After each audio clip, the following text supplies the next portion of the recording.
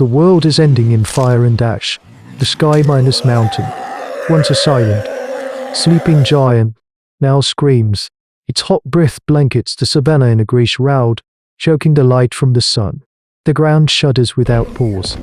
A deep minus-throated growl that has not ceased for 3 suns, for the clan of the old stone, the people of Kale.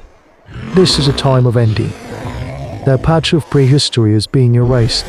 They run with the taste of grit in their mouths and terror in their wide, dark eyes. This migration is not a choice. It is a convulsion, a desperate flight from the wrath of the earth itself. They are a small band of Australopithecus, figures of lean sinew and weary strength. Their long arms and upright gait a testament to a species caught between the trees in the open plain. Now, both are denied them. Kale leads them, his face a mask of ashen grim determination. He does not know where they are going, only that they must go down. Down from the high plains where the air is poison, down toward the distant glimmer of green he saw before the sky turned to night. The journey is a blur of stumbling flight, of children carried on aching backs, of the old and the weak falling behind to be swallowed by the grey haze. This is the brutal calculus of survival, an equation written into their very bones over countless generations of hominid history. Behind them, the familiar world burns. Before them is the unknown. After days of descent, the choking dust gives way to a crying, heavy humidity. The ground softens, turning from cracked earth to sucking mud. The grey, skeletal trees of the dying savannah are replaced by a suffocating tangle of roots and low minus, hanging vines, a labyrinth of green and brown that swallows the light. They have found the water, but it is not a life minus giving oasis. It is a sprawling, brackish delta, a maze of murky channels winding through a forest of mangroves whose roots claw at the sky like the skeletal hands of drowned giants. The air is thick with the smell of decay and salt, and the silence is different here. It is not the empty silence of the ash minus fall, but a watchful, waiting quiet, punctuated by the buzz of insects and the sudden splash of something unseen. Thirst drives them to the water's edge. Kale holds the clan back, his eyes scanning the opaque, brown surface.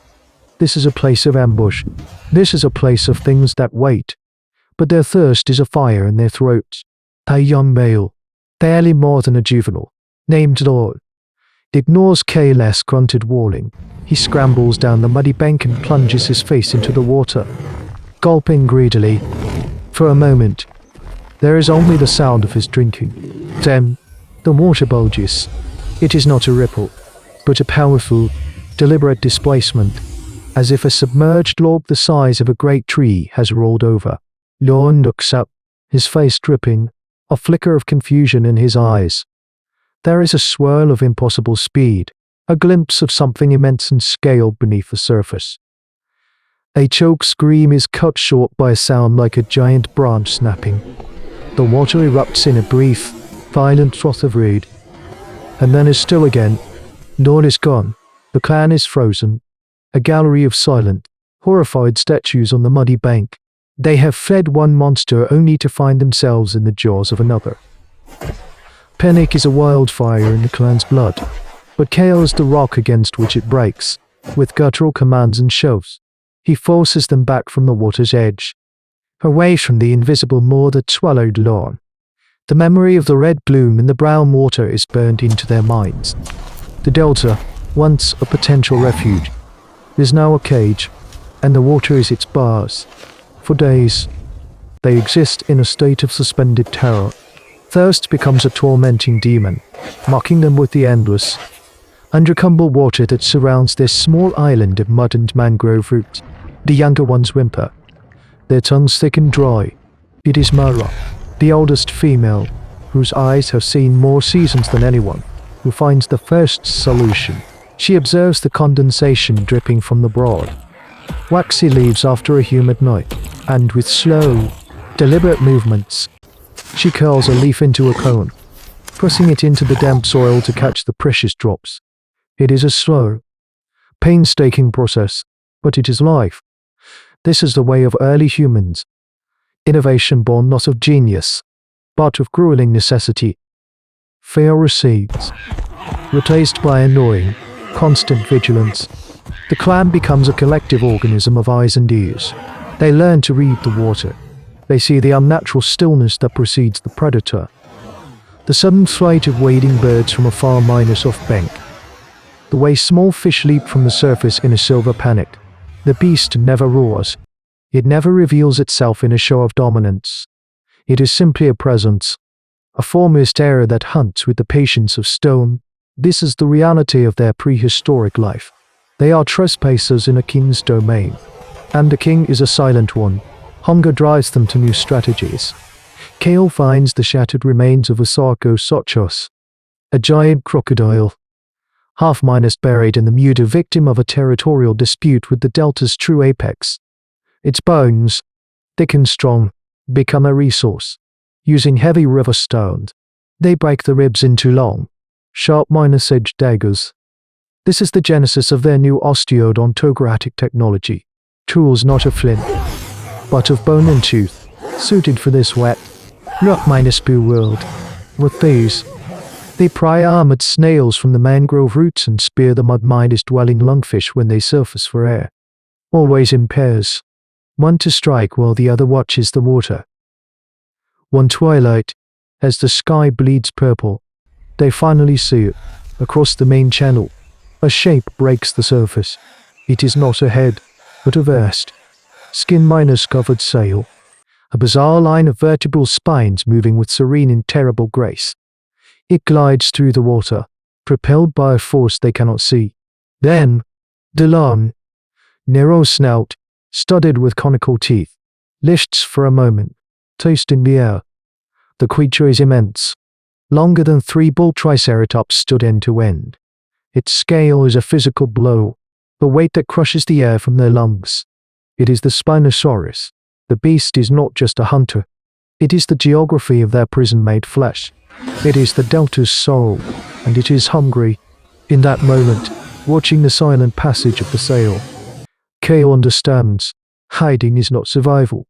Cowering on their mud-flat is a slow death. They are being herded, penned in, starved out. The beast is patient. It will pick them off one by one until none are left. The choice is not between fight or flight, for there is nowhere to flee. The choice is to die cowering, or to die striking back. Listen to the quiet murmur of your own blood. It remembers this. A new kind of fire begins to burn behind Kale's eyes, a cold flame of desperate intelligence. The plan is a fever dream born of Kale's desperate observation. He watches the tides, the way the water level drops to reveal treacherous mudflats into tangled web of mangrove roots. He has found a place, a narrow tributary, a bottleneck where the main channel is forced through a dense, semi-submerged lattice of ancient wood. During the low tide, the water is barely deep enough for the monster to pass, and the roots create a natural cage. For 3 days, the clan works with a silent, frantic purpose that transcends language. This is the grim artistry of ancient humans.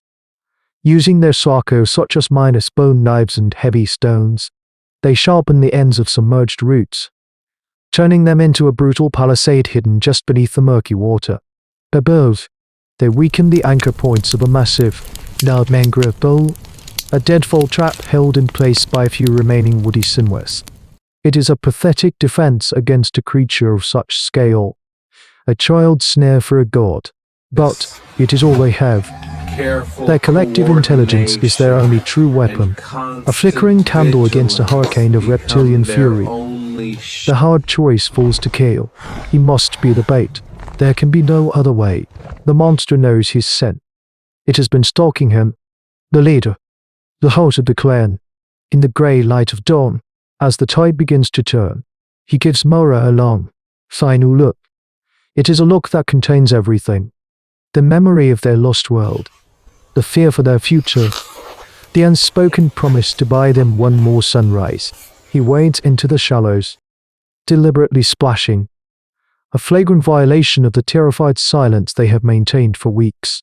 He smears the blood from a freshly speared lumpfish over his arms, an irresistible perfume for a predator. Then, he waits. The silence stretches. The clan, hidden like spirits in the mangrove canopy above the tributary, holds its breath. Then, far down the channel, the sail cuts the water. The Spinosaurus is coming. It moves with an unnerving combination of speed and silence. A torpedo of primal hunger. Careless hot hammers against his ribs. A frantic drumbeat counting down his final moments. He scrambles back, letting the beast see him, drawing it away from the open water and into the narrow approach. The Spinosaurus follows, its long snout lifting, its dark, pitiless eyes fixed on the small, fleeing mammal. It enters the bottleneck. The water churns as its immense bulk displaces the channel. Cal claws his way up the muddy bank and into the roots just as the beast lunges. Its teeth snap in short inches from his feet.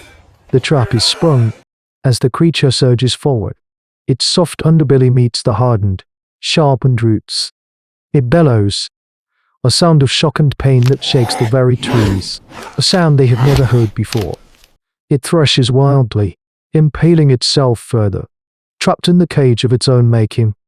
The bellows, Mara gives the signal, with desperate grunts. The clan throws its weight against the weakened deadfall.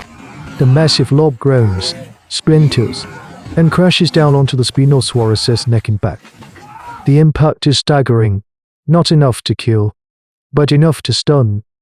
The monster roars in fury, its powerful tail smashing against the mangroves.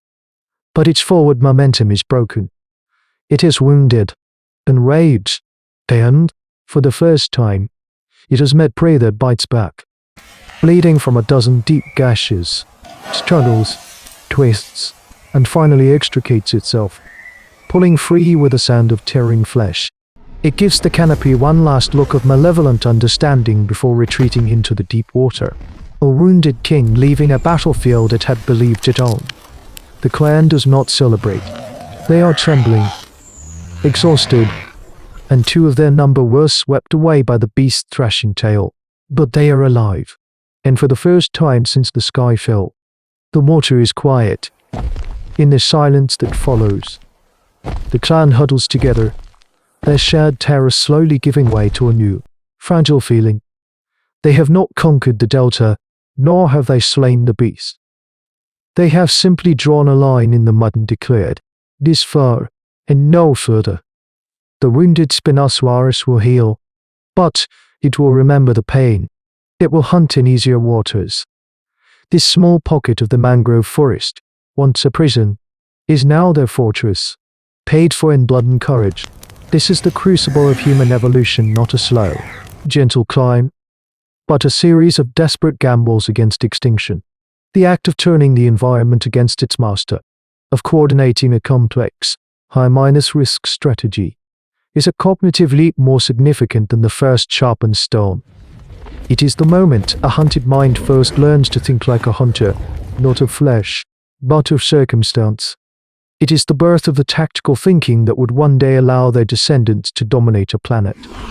Their victory is not an end, but a beginning, the first, defiant chapter in the long, brutal story of how our ancestors refused to be just another meal for the monsters, and instead, chose to become the thing that even monsters would learn to fear. What is the spark of humanity? Is it the thumb that grips the tool, or the mind that sees a fortress in a cage? Is it the voice that can speak, or the courage that can act, in concert, in the face of impossible odds, for the survival of the whole? We are the answer written in the blood of a billion such choices. The river of time flows on, fed by silent, forgotten streams.